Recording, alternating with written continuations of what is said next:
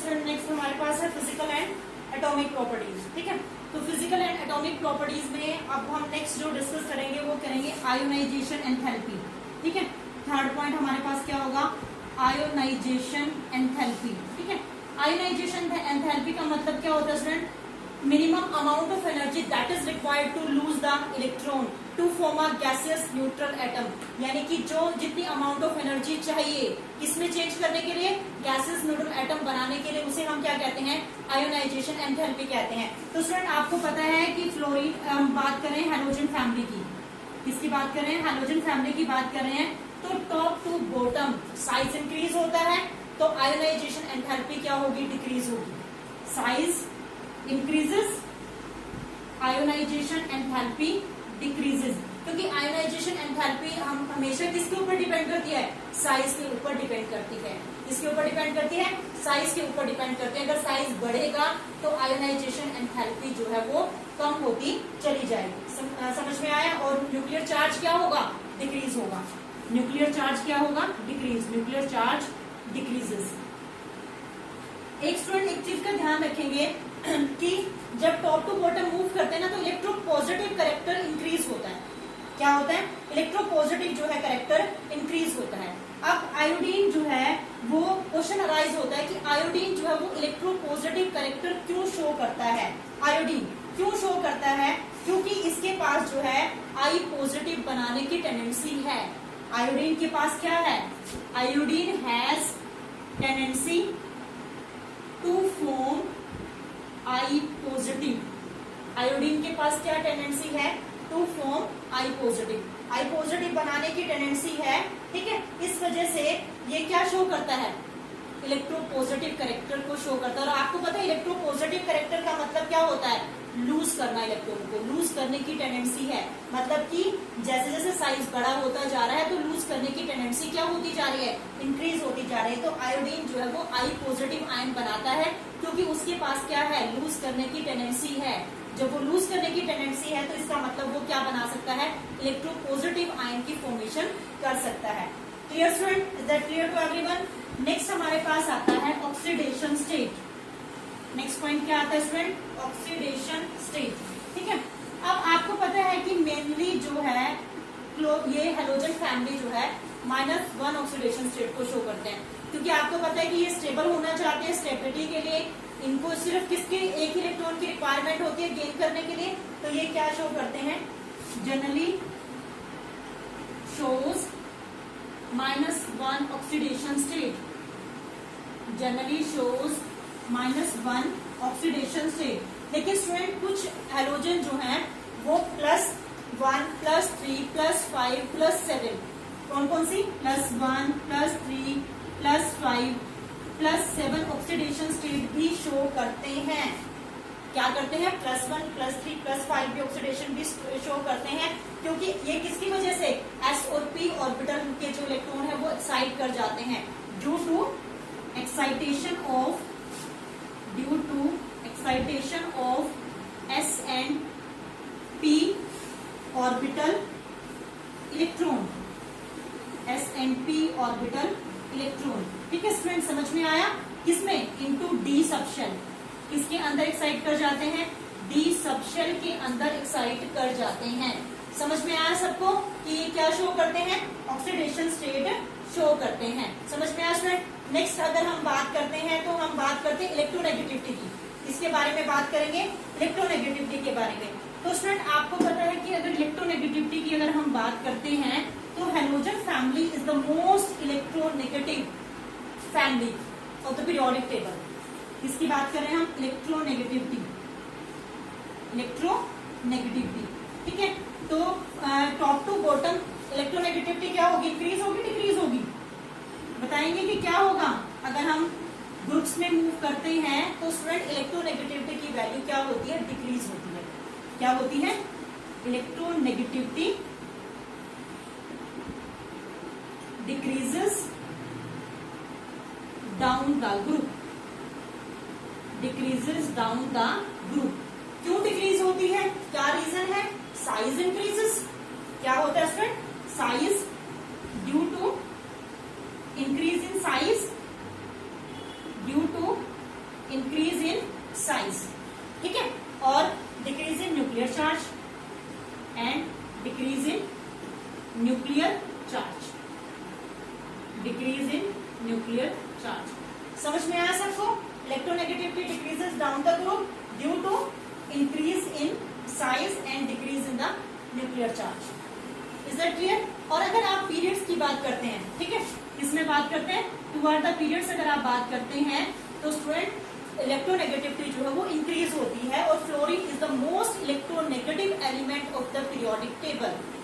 Is that clear to everyone कि fluorine क्या है? मतलब ये अपने अपने पीरियड्स में सबसे ज्यादा इलेक्ट्रोनेगेटिव है। अगर हम इनके पीरियड के अकॉर्डिंग इनकी बात करते हैं तो these are the most electronegative element toward their period. Is that clear to everyone?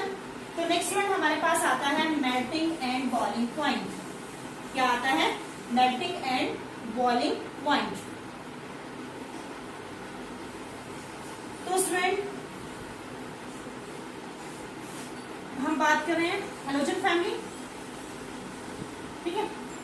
आपको पता है कि मेल्टिंग और बॉइलिंग पॉइंट इंक्रीज होता है down the group. Melting and boiling point increases down the group. क्यों होता है? क्यों होता है स्टूडेंट? मेल्टिंग और बॉइलिंग पॉइंट किसके ऊपर डिपेंड करता है? साइज इंक्रीज होता है, ठीक है। और जो होते हैं ये मॉलिक्यूल किससे होते हैं? जो फोर्सेज ऑफ अट्रैक्शन है मॉलिक्यूल्स के वो भी क्या होते रहते हैं? इंक्रीज होते रहते हैं। फोर्सेज ऑफ अट्रैक्शन क्या होते रहते हैं? इंक्रीज होते रहते हैं। अब जैसे आते आते ये किस में आ जाता है? मेटालिक प्रॉपर्टीज को शो करता है। किसको शो करता है? मेटालिक प्रॉपर्टीज को, यानी कि इसमें जो फोर्सेज ऑफ अट्रैक्शन होते हैं वो क्या होते हैं? बहुत ज्यादा स्ट्रॉन्ग होते हैं। तो मेल्टिंग और boiling point increases down the group. क्यों इंक्रीज होते हैं? क्योंकि ये जो है वंडरवॉल फोर्सेज से जुड़े होते हैं। क्या होते हैं? Due to the van der Waals forces of attraction, due to the van der Waals forces of attraction, ठीक है। वंडरवॉल फोर्सेज ऑफ अट्रैक्शन, ठीक है। जैसे जैसे फोर्सेज नंबर बढ़ता जाएगा, एटॉमिक नंबर, वैसे वैसे फोर्सेज भी क्या होते जाएंगे? इंक्रीज होते जाएंगे। इंक्रीज होते जाएंगे तो साइज भी इंक्रीज होता जाएगा और उसमें मेल्टिंग और बॉइलिंग पॉइंट भी क्या होता जाएगा? इंक्रीज होता जाएगा। Is that clear to everyone? Melting and boiling point समझ में आया? इलेक्ट्रोनेगेटिव क्लियर हुई। उसके बाद स्टूडेंट हमने बात की किसके बारे में? एटॉमिक रेडियाई के बारे में हमने इलेक्ट्रॉन गेन एंथैल्पी की, ऑक्सीडेशन स्टेट, आयोनाइजेशन एंथैल्पी के टॉपिक को स्टडी किया। अब हमारे पास आता है नॉन मेटालिक कैरेक्टर। क्या आता है next topic? Non metallic character, ठीक है। नेक्स्ट टॉपिक हमारे पास जो प्रॉपर्टी है वो क्या है? Non metallic character. और स्टूडेंट आपको पता है कि नॉन मेटालिक कैरेक्टर जो है वो डिक्रीज होता है down the group. Fluorine, bromine, iodine, astatine. Non metallic character decreases down the group. Non metallic character decreases down the group because electropositive character increases, because electropositive character increases. It means tendency to lose electron increases. समझ में आया? ठीक है। तो student iodine को जो है आयनिक solid बोला जाता है। आयोडीन जो है वो क्या बनाता है? ICl और ICl3 की फॉर्म में एग्जिस्ट करता है। किसकी फॉर्म में? ICl और ICl3। मतलब कि ये यहाँ पर पॉजिटिव कंपाउंड बनाता है। क्या बनाता है? पॉजिटिव कंपाउंड बनाता है, जिसमें ये +1 और +3 की ऑक्सीडेशन स्टेट को क्या करता है? शो करता है। समझ में आया? तो नॉन मेटालिक कैरेक्टर डिक्रीजेस होगा डाउन द ग्रुप, क्योंकि इलेक्ट्रोपॉजिटिव कैरेक्टर क्या हो रहा है? इंक्रीज हो रहा है, ठीक है। और आयोडीन जो है वो क्या है? नॉन मेटल होते हुए भी मेटालिक की प्रॉपर्टीज को क्या करता है? शो करता है, क्योंकि ये इलेक्ट्रॉन को लूज करने की टेंडेंसी रखता है। इलेक्ट्रॉन को लूज करने की टेंडेंसी रखता है, तो इसका मतलब ये क्या शो करता है? इलेक्ट्रोपॉजिटिव कैरेक्टर को शो करता है, ठीक है। क्या बनाकर? I positive and I I3 positive ions बना सकता है ये, I पॉजिटिव और I3 पॉजिटिव आयन बना सकता है। समझ में आया student? Is that clear to everyone? तो नेक्स्ट जो पॉइंट आता है स्टूडेंट वो आता है कलर। क्या आता है?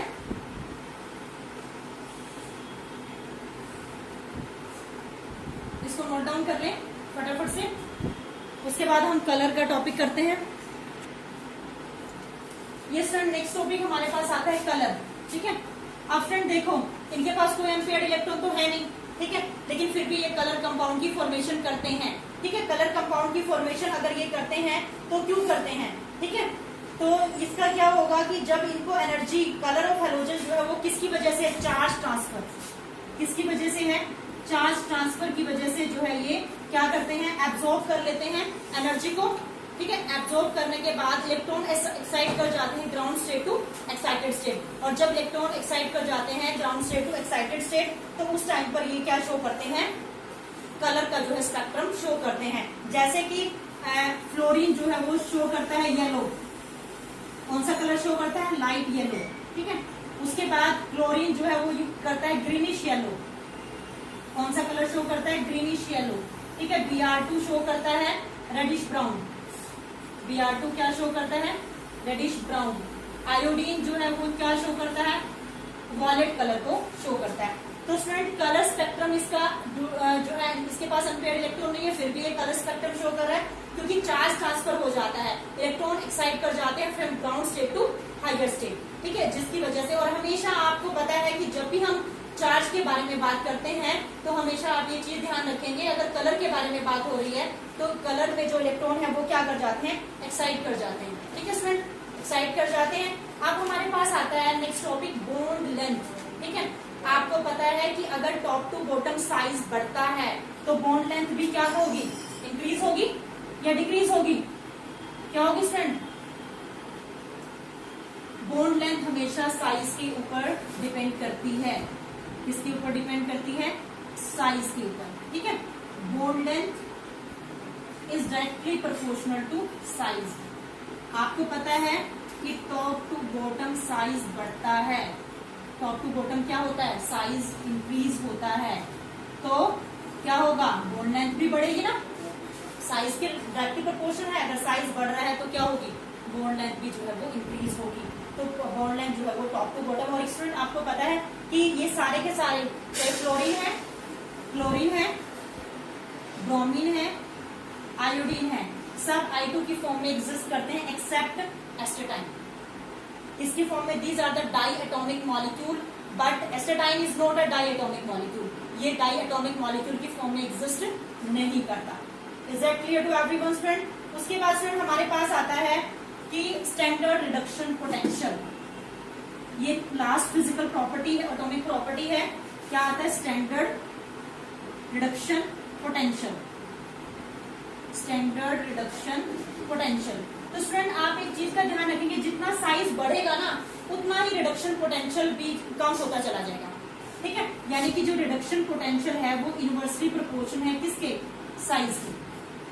ठीक है, यानी कि रिडक्शन पोटेंशियल किसके ऊपर डिपेंड करता है? साइज के। अगर साइज इंक्रीज होगा तो रिडक्शन पोटेंशियल जो है वो क्या होगा? डिक्रीज होगा। तो स्टूडेंट ऑर्डर ये होगा, फ्लोरीन का सबसे ज्यादा होता है, क्लोरीन का, फिर ब्रोमीन का, फिर आयोडीन का जो है ज्यादा होता है। तो आप लिख सकते हैं डिक्रीजिंग ऑक्सीडाइजिंग बिहेवियर, क्योंकि आपको पता है कि अगर ऑक्सीडाइजिंग बिहेवियर डिक्रीज हो रहा है तो रिडक्शन पोटेंशियल भी डिक्रीज होगा। ठीक है, समझ में आया स्टूडेंट सबको? ठीक है, तो ये हमारे पास किसका हो जाएगा? रिडक्शन पोटेंशियल का जो है टॉपिक हमारे पास फिजिकल और एटॉमिक प्रॉपर्टी कंप्लीट होती है।